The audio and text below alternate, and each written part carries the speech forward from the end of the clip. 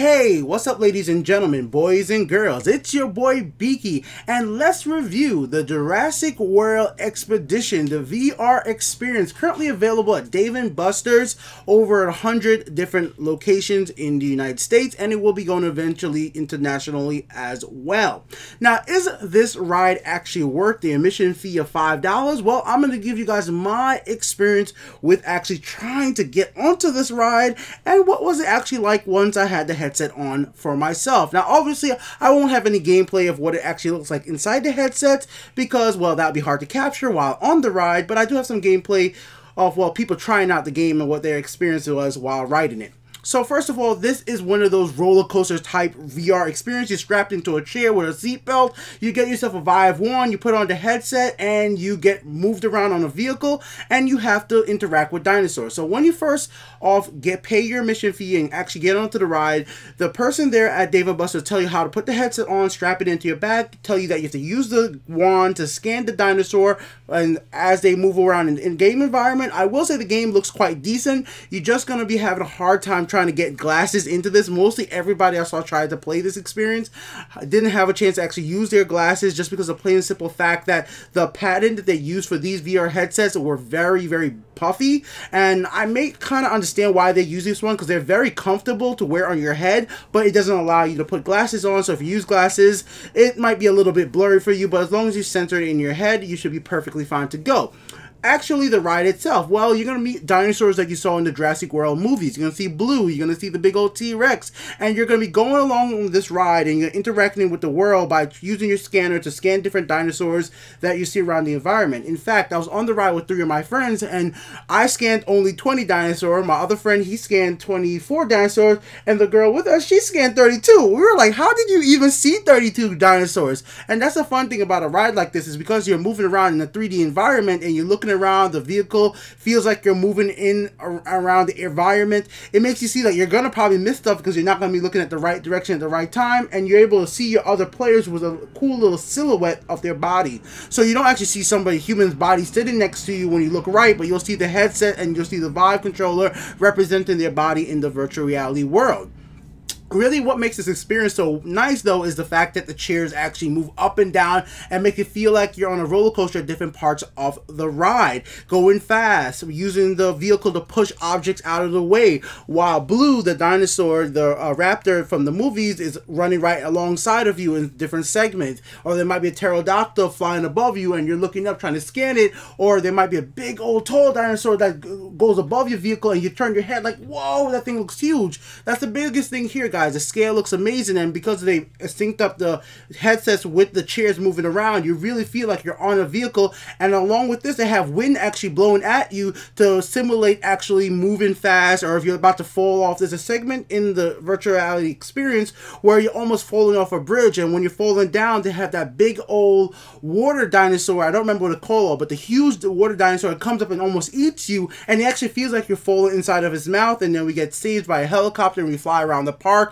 and seeing other dinosaurs. This was a really fun experience for me, guys. I really do actually think it's worth the $5 for how long the experience is. It would be cool if it was a little bit longer, but I can understand why it wasn't longer, because there was actually issues. Now, outside of the experience itself, I think for $5, even though you can't already use points already on your Dave & Buster card, you have to pay for an event pass, $5 for that. I still think it's worth the money, just for the plain and simple fact that this experience is like nothing else I experienced in VR before, because of the moving around, the wind in your face. This is just something I can't get as a VR owner at home, and I think these experiences are worth trying out for people who are new to VR, or people who have been experiencing VR will still be able to have some fun with it. And that's one of the thing that was most important to me. As somebody who has VR at home, am I actually going to find this really novel, or am I actually going to find this fun? And well, when I was playing it, I had a smile on my face. The wind blowing in my face felt great the whole entire time. They cleaned the headsets after every single use, and I think that's very important. But here's the problem. It was a 30-minute wait, guys. We waited 30 minutes to get onto this ride. The way that Dave & Buster's currently has it set up is not efficient for a location like they have right now. What they need to be doing is going ahead and just go and have a queue system where anybody who has paid for this pays for it, and they write down their name of their party, like Johnson, party of 5, party of 4, William, party of 2, and they announce it over the speaker system in the Dave & Buster's for them to come to the VR ride. Instead of people lining up, blocking the hallways, it's really not a fun thing, because as much as the ride is not more than 5 minutes long, so 4 minutes and 45 seconds, I actually took a peek at the computer screen that they had to start up the ride, and according to, like, once you actually officially start the ride, you're going to be already sitting down, but once they press start to actually make you start driving and moving along, the whole entire ride is 4 minutes and 45 seconds from what I saw. With that, teaching people how to sit down and everything, you probably say that you're on the ride for about 6 minutes from learning how to do it, putting the headset on and going. So we waited 30 minutes to get on it, waited on the line, and this was a peak Saturday evening. So maybe if you go on a Thursday or a Wednesday, it's not going to be as busy, but on Saturday it was just a little too hectic to actually wait. It wasn't worth the wait. That's the whole biggest thing here. As cool as it was, I don't think 30 minutes was worth for the 4 to 5 minute experience, but the ride itself is cool enough that I could say that if you could go to a Dave & Buster early in the day or another time during the week where it's not as busy and you could get onto this ride fairly quickly, if there's only 2 or 3 people ahead of you, then I think you can be fine just having some fun with it. And the other bigger problem was there was actually a broken headset during this. So right when we got up to we being next, my group, one of the headset in the far left actually just stopped syncing with the rest of the ride. The guys there were trying to check out the wires, but the 2 people that had actually at the Dave & Buster's location running the rides weren't the technical people there. They were messing around a few little things, but they actually had to go and find somebody else who was actually more technically and knowledgeable about the ride to actually check it out to make sure that everything goes in sync, because this one player just haven't seen anything in their headset. And this leads to another problem I see, because, well, you still got 3 other working headsets. Why wouldn't they just go ahead and let just 3 people ride, and then the other person will come on when they can? Now, I understand for like little kids and families who will all want to ride together, that's fine, but a lot of times there would be only 2 people on the ride, or there would only be 3 people on the ride, and there'd be empty seats. So I'm waiting 30 minutes while there's empty seats, and me and my friend says, well, there's an empty seats right there. We don't have to be next to our own, like, like a roller coaster, you're not always sitting next to your family or friends. They're going to fit as many people on the ride together as possible. I know it's an experience, it feels more fun being able to talk to your friend right next to each other, because that's what we definitely were. We're competing with each other, competing with our friends.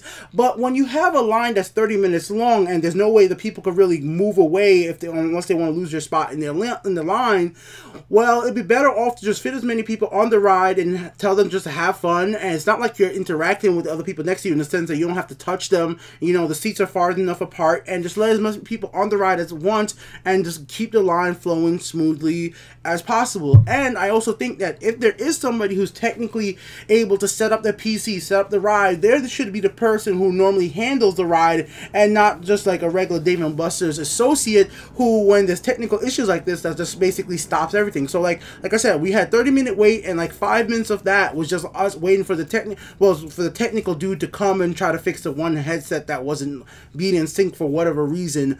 I truthfully don't know. As someone who plays VR and has VR, I would love to see the computer in the back of this. Like, I would like to see the rig of how do they actually power all this. But I think it was cool, man. The wind makes it movement with the chair, everything together. The ride itself is so worth $5. It's just not worth more than a 10-minute wait, guys. If you see the line busy, you're better off just coming back or go playing some other game until it starts dying down. Because if it's a long line, for how long it is, it's not really worth it. And I actually was reading an article that they actually wanted this ride to be longer and more complex, but in the end they realized they needed to make it a little bit more simpler so more people who have never used VR before could get in, jump in, and play it. And I saw little tiny kids jumping on, looking like they know how to play. Everybody seemed to have some smiles on their face at different parts, especially when you're on the part where you're about to fall into a dinosaur's mouth. So that's my review for you guys right there. If you could get in there when it's not busy, pay your $5, yeah, I think it's a $5 experience. Everybody with me came away pretty happy.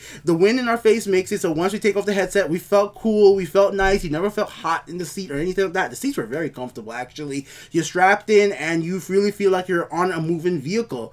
I kind of just really wish it was longer. Like, for the ride itself, it was longer, it would be awesome, but For it to be longer, they either need to be more available units there for more people to get on, or they need to queue up the people better in the location to have more people be able to access the ride instead of just 3 people or 2 people on in a party together. It should be always be 4. There's 4 seats, always fill 4 seats so more people could ride together and have fun. This is Beaky here with the Untitled Game Show. Let me know what you guys think about virtual reality arcades and an experience like this. Of course, I'll be back with more reviews for you guys very soon. Until next time, peace out.